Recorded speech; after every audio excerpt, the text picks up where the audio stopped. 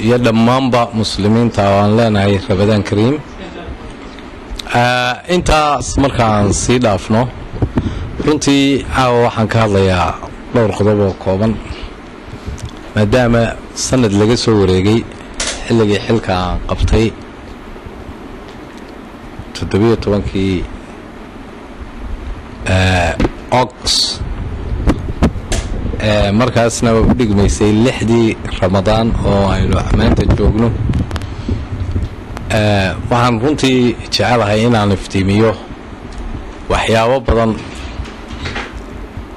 oo noo hirgalay iyo waxyaabihii noo hirgali waayay sababo iyo waxaan higsanayno iyo waxaan uga baahanahay in dadweynuhu ay gacan naga siiyaan oo runtii waxyaabaha noo hirgali waayay badi ay sabab u yihiin dadweynaha oo aad moodayso inaanay weli isbedelkan runtii la jaan qaadin. runtii alxamdulillaah rabbil caalamiin markaan nuxurka guda galo waxaan shirkan jaraa'id u qabtay waxa weeyaan waxyaabo badan ayaa runtii noo qabsoomay. waa ka warhaysaan magaalada muddadaasi sanadka ahayd iyadoo waliba aan la kulannay xilli abaaro ba'ani ay dalka soo food saareen khaasatan gobolkan saaxil oo ilaa haddada intiisa badan aan raxmaadba ka diin oo iyaduna runtii dhibaatooyin badan nagu keentay ama gurmadka ha noqoto ama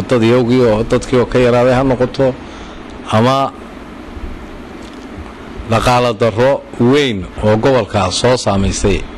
ha ka mid noqotee oo ay kaliftay arrimahaasi. ayaa runtii horta marka hore waxaan ka bilaabayaa xagga nabadgelyada gobolku aad iyo aad ayay runtii u fiican tahay. alxamdulilaahi rabbil caalamiin. waxaa noogu badnaa shilalka baabuurta ayaa sanadkii markii aanu xilka la wareegnay noogu badnaa iyadoo labada wadaba ay aad iyo aad runtii u xumaayeen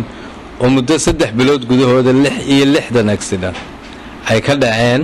wadooyinka soo gala gobolka. hase yeeshee hadda alxamdulilaahi rabbil caalamiin markii wadadan Hargeysa iyo Berbere u dhaxaysa wax laga qabtay Berbere laftigeeda meelaha qaarkood wax laga qabtay ay isbedelo aad iyo aad tiradii aynka ahayd ay u yaraatay kuwaasoo dhimasho badan iyo dhaawac fara badan runtii ku hayay dadka wadaxumadu ay ku haysay. iminkana runtii ay aad iyo aad u wanaagsanto waxyaabaha noo qabsoomay ay ka mid tahay wadadaas Berbere iyo Burco u dhaxay